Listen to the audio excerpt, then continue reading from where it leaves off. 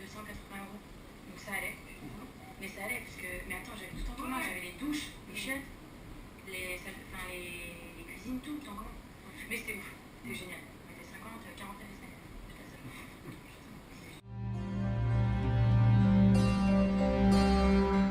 Alors, moi, j'étais dans des classes que d'Erasmus. Donc au final, on s'est pas du tout intégré avec les gens de là-bas.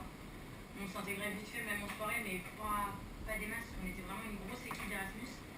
Et non, on ne s'est pas du tout intégré avec les autres. Par contre, être justement qu'avec les gens avec qui tu vis, tu vas encore avec eux et tout, c'est une malade que tu vis.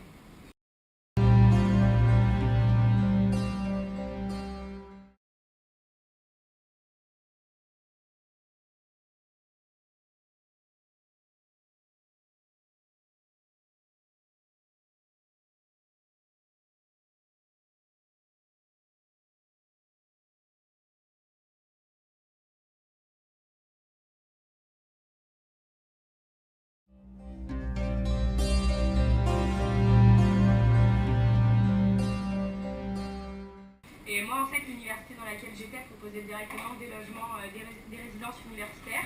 Et en gros, premier servi, en gros, fallait se dépêcher pour avoir les meilleurs apparts. Et j'étais dans un appart avec ma cuisine et ma salle de bain. Je payais 688 € par mois, mais j'étais à 4 minutes de l'université et 4 minutes du centre-ville. Et en soi, la vie là-bas, elle est super chère. Genre, elle est bien plus chère qu'à Paris. Je sais pas, en parlant de nourriture, tu rajoutes facilement 2-3 € par article. L'alcool, tu as des magasins d'État, donc tu peux pas trouver de l'alcool où tu veux. Tu as un magasin par ville. Et la bouteille est entre 30 et 40 €. La bouteille normale, de vodka, whisky, etc. Donc la vie super chère et résidence universitaire géniale. Il y avait des gens qui venaient du monde entier.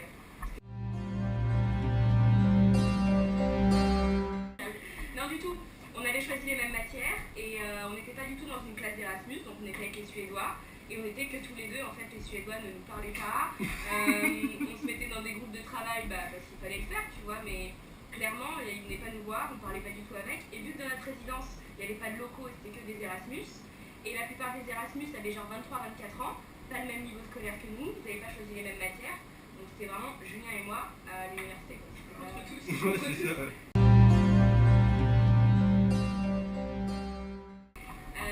En fait, c'était le système d'une faculté. Toi, c'était plus compliqué. Ouais, t'étais pas obligé d'aller en cours, tous les cours étaient sur PowerPoint. On avait à peu près 6 heures de cours par semaine, donc au final c'est très peu, qui va plus à la fin, parce que t'as tout sur internet. Et par contre, au niveau des devoirs, des travaux de groupe, c'était un peu chaud, c'était un peu difficile, c'était pas comme à l'EDC. Et les partiels, dose de travail quand même. En gros, tu pouvais ne pas du tout aller en cours, mais par contre, 5 jours avant le partiel, tu bossais à fond, grâce à internet, au PowerPoint, et t'avais ton partiel. Alors moi j'aimerais leur dire que c'est pas parce que c'est la Belgique que c'est pourri. Non, franchement c'est un préjugé ça. Génial. J'ai pas parlé français une seule fois, ils parlent pas français, ils n'aiment pas les français, donc déjà d'office tu vas parler en anglais. J'ai progressé en un mois, j'ai pris un niveau de malade en anglais parce que justement il n'y avait aucun français. Et il faut vraiment partir là-bas, sans préjugés, sans rien. Et puis on devient blanc.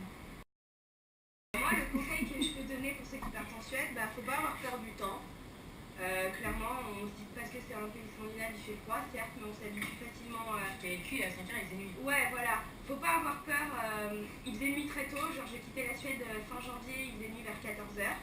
Faut aller en Suède en se disant, c'est pas grave s'il fait nuit. Voilà. Faut pas avoir peur du froid. Faut partir quand même avec des sous parce que la vie là-bas est chère, on s'en rend pas compte. Tout est cher. Et voilà, et c'est une expérience de dingue. Et je conseille la Suède à tout le monde. Vraiment, de ouf. Et votre retour en France, c'était comment? Trop dur. T'as envie de repartir. T'es nostalgique de tout, tu vois, t'as même pas posé le pied à Paris, tu te dis putain j'aimerais bien y retourner. Parce que tu rencontres des gens, parce que tu vis des trucs que t'as jamais vécu, parce que t'es face à toi-même là-bas, t'apprends ton anglais, t'es là, tout est nouveau. C'est pas du tout la même vie. Moi je sais que j'étais dans une petite ville, j'avais tout apporté la boîte, c'était la porte en face de ma résidence, j'avais le bar qui était à 3 secondes, l'université qui était derrière chez moi. C'est pas du tout la même vie, on a Tu crées du lien, t'es là à Paris, tu prends le métro quoi. Ouais, ça fait les gens qui font en vélo aussi. Mais moi j'étais en vélo tout le temps, j'allais salle de sport, elle était à 5 minutes. Je faisais du sport. Non mais ce que je veux dire c'est que c'est vraiment des petites villes, en plus c'est souvent pas dans des grosses villes. Non. Moi j'étais à côté de Stockholm, tu vois, et c'est pas plus mal d'être dans un petit village. Et puis tu peux C'est faire une vie trop de étudiante. trucs, En fait, ton mode de vie change tellement d'un coup. Vite, tu rencontres des gens que jamais tu aurais pu imaginer rencontrer dans ta vie. Genre, j'ai rencontré des gens qui venaient du Monténégro.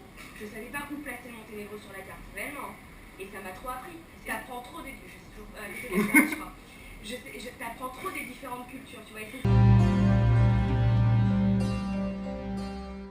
amazing, amazing, amazing.